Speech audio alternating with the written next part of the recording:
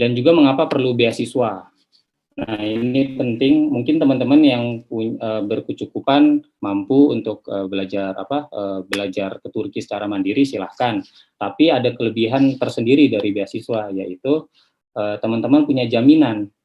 Jaminan misalnya kalau nanti aku jelasin, YTB dapat asuransi kesehatan, kemudian asuransi tempat tinggal, akomodasi, dapat uang rumah kalau S2 S3, kalau S1 dapat asrama, dan dapat uang jajan lah, uang bulanan setiap. Jadi ada jaminan bahwa ketika ke Turki itu saya bisa makan lah, saya nggak perlu susah-susah mencari makan, at least setidaknya saya bisa makan. Jadi ketika teman-teman ke luar negeri, ke Turki melalui beasiswa, itu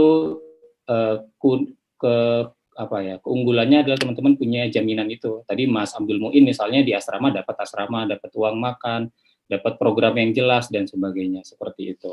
Nah, kalau misalnya teman-teman sudah selesai atas jawaban terhadap 4 pertanyaan ini, maka bisa pilih-pilih apakah saya tepat ke Turki atau enggak gitu.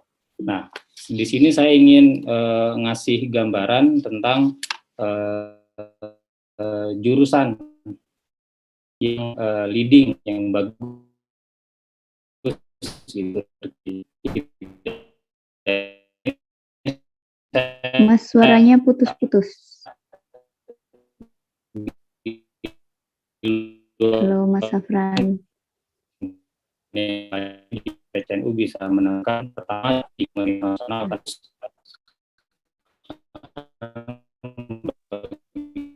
Halo Mas Safran, suaranya putus-putus. Oh ya, sekarang kedengeran nggak, Mbak? Ya, udah oke. Coba ini dilanjut lagi, Mas. Oke, makasih sudah diingetin Mbak Diana. Nah, jadi ini ada beberapa jurusan yang leading, yang bagus di Turki, bisa jadi pilihan teman-teman. Ada HI, hubungan internasional, karena posisi Turki di antara dua benua kan, Asia dan Eropa, jadi kebijakan luar negerinya cukup bisa jadi kajian tersendiri. Kemudian ilmu politik, ilmu sejarah, sejarahnya kaya, ada dari Bizantium, kemudian Islam, bahkan sebelumnya Romawi kuno di sini juga, jadi cukup kaya. Antropologi juga, arkeologi, ekonomi pembangunan, ekonomi Islam, di sini juga laboratorium yang tepat lah Turki. Kemudian ilmu keagamaan, ada tasawuf, banyak para sufi di sini bisa teman-teman jadi kajian. Mas Munji tadi juga dia kajiannya ilmu tasawuf di Marmara University di Istanbul. Ada tafsir, pertanian juga bagus, Mbak Diana pertanian kalau nggak salah ya, arsitektur, kemudian sains murni, kimia, biologi, matematika, dan lain-lain, manajemen rumah sakit, pariwisata, dan sebagainya, bisa dicari. Kebetulan kemarin YTB membagikan beberapa jurusan yang leading di akun sosial medianya.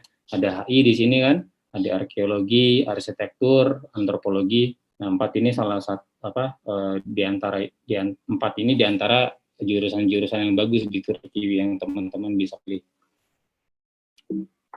Begitu, biar teman-teman nggak salah pilih ketika Turki, saya salah jurusan nih, jadi nggak ada penyesalan di akhir, tapi sudah dipertimbangkan secara matang di awal, kenapa pengen ke Turki.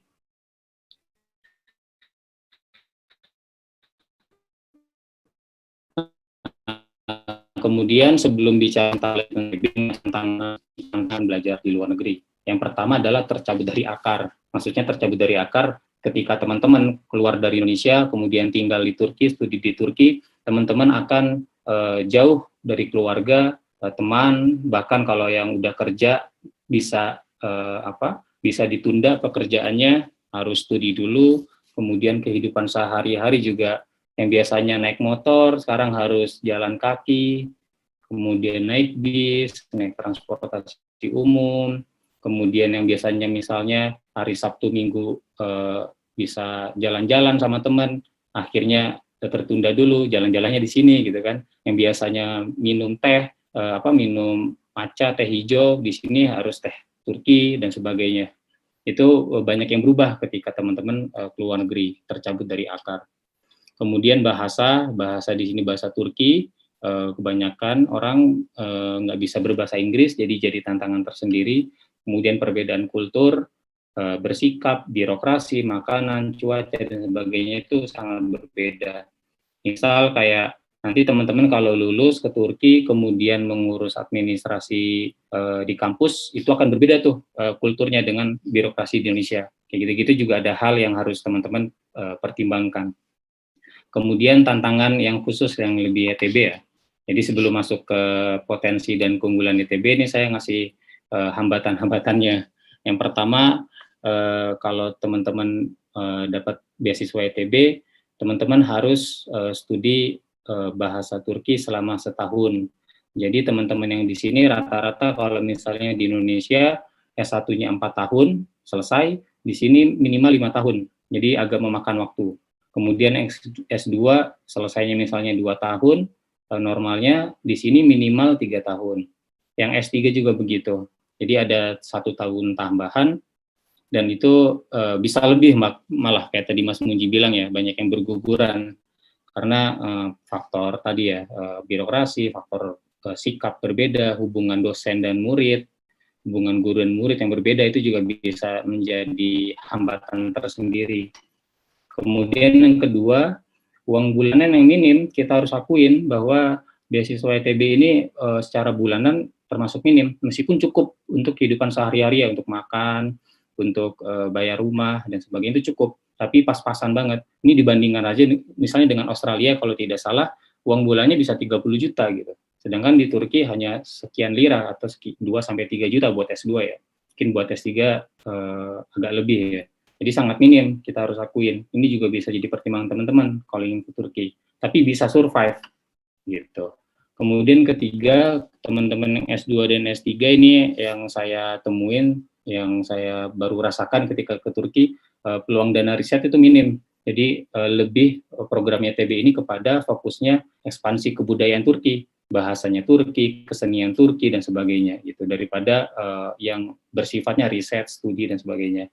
Mungkin ada kursus-kursus tapi pendekatannya sangat kebudayaan mereka gitu. Kemudian yang keempat, dalam beberapa hal intervensi YTB itu kepada mahasiswa juga agak berlebihan menurut saya. Jadi misalnya yang untuk S2 dan S3 mungkin untuk persetujuan judul nulis tugas akhir itu perlu ada persetujuan dari YTB kayak gitu. Padahal udah disetujuin kampus tapi YTB belum, itu bisa berubah itu judul tesis atau disertasinya. Ada harus ikut agenda, kewajiban beberapa agenda yang wajib dan sebagainya gitu. Kemudian yang kelima, mayoritas di sini berbahasa Turki. Jadi teman-teman dalam persiapan kelas bahasa 1 tahun itu harus dipergunakan sebaik-baiknya. Karena kalau tidak akan kesulitan mengikuti studi lanjutnya. Gitu. Tadi yang Mas Munji sebut banyak yang berguguran ya. Kayak gitu. Kemudian yang terakhir, menurut saya juga terkadang kebijakan YTB tidak sinkron dengan kampus. Misalnya sudah diterima YTB, kemudian di kampus ada masalah birokrasi yang belum dikomunikasikan oleh YTB, jadi harus pindah kampus dan sebagainya. Ada teman saya yang diterima di kampus saya di HJTP, kemudian karena tidak komunikasi YTB dengan kampusnya, dia dipindahkan ke Ankara Univ, gitu. Tapi masih dapat jaminan, jadi nggak bukan berarti dibiarkan gitu sama YTB, tetapi ada jaminan. Nah itu enaknya melalui beasiswa ya. Nah itu tantangannya ya. Saya bukan nakut-nakutin, tapi ngasih ngasih pertimbangan lain. Nah tetapi bagaimanapun saya apresiasi teman-teman yang ingin ke Turki, karena banyak juga peluang-peluang tadi ya, ingin belajar ke Turki seperti apa. Nah ini masuk ke beasiswa YTB. Beasiswa YTB ini full funded, artinya fully funded dari awal sampai akhir teman-teman dibiayain sepenuhnya oleh YTB. Dari keberangkatan pesawat, tiket pesawat, sampai kepulangan pesawat itu dibayar. Kemudian dapat asuransi kesehatan, jadi kalau teman sakit itu bisa gratis di sini asalkan diurus asuransinya. Kemudian dapat akomodasi baik asrama maupun rumah buat S2 dan S3, asrama buat anak S1. Kemudian dapat apa lagi? Uang bulanan, jadi fully funded lah. Jadi teman-teman akan aman ketika belajar di sini, gitu. Kemudian kampus-kampus yang akan ditempatin teman-teman melalui beasiswa ETB ini sudah terjamin lah kualitasnya gitu, terjamin bahwa dia terdaftar resmi di pemerintah Turki, sehingga teman-teman ingin lanjut S2 atau S3 di negara lain itu bisa gitu. Nah, ini cara mendaftarnya tadi Mas Aldi udah kasih tahu, turkiburslari.gov.tr atau turkischolarship.gov.tr seperti itu. Nah, ini detail akomodasi yang teman-teman bisa dapatkan melalui beasiswa ETB. Untuk ini nggak tahu ya ada perubahan atau tidak untuk tahun ini, tapi untuk S1 800 lira atau setara mungkin 1.700.000 untuk per bulan. Kalau salah mohon konfirmasi teman-teman. Kemudian untuk S2 1.100 atau sekitar 2 sampai 2,5 juta lah ya mungkin ya. Kemudian untuk level doktor 1.600 lira atau sekitar mungkin 3,5 juta mungkin ya sekitar itu. Nah, kemudian ada dana riset tadi ini tapi khusus. Jadi dari teman-teman yang awal daftar riset akan dapat 3.000 lira per bulan. Kemudian dapat program bahasa gratis. Ini cukup mahal sebenarnya kalau bayar sendiri, tapi kalau melalui beasiswa kita gratis dapat 2.000 lira per bulan. Seperti itu. Mendapat asuransi kesehatan, akomodasi, tiket 2 kali pulang pergi, dan bayar kuliah gratis. Jadi teman-teman nggak usah bayar SPP ya, fokus belajar aja. Nah, selanjutnya ini jadwal seleksi tahun ini kalau tidak salah sudah dibuka pendaftaran ETB. Silakan teman-teman yang belum daftar sampai tanggal 20. Kemudian ada seleksi berkas, kemudian nanti ada interview, wawancara. Kalau sudah lulus dua-duanya akan diumumkan pada bulan Juli atau mungkin Agustus ya kalau telat. Seperti itu. Nah, ini dokumen pendaftaran teman-teman, ada KTP, pas foto, nilai UN, jika ada ijazah berbahasa Inggris ya, ditranslate, kemudian transkrip, proposal buat yang S2, S3 mungkin, surat rekomendasi berbahasa Inggris, S1 minimal 1, S2 minimal 2. Jika memiliki hasil tes TOEFL atau IELTS boleh dicantumkan, tetapi tidak wajib. Nah, ini kelebihan tersendiri dari beasiswa ETB. Jadi teman-teman yang belum punya beasiswa sertifikat TOEFL atau IELTS atau GMAT itu bisa mendaftar gitu, karena nanti mayoritas menggunakan bahasa Turki. Nah, kemudian ini buat S2 S3 ya. Jadi ada namanya LOI, Letter of Intent, seperti proposal skripsi atau proposal tesis kayak gini kerangkanya.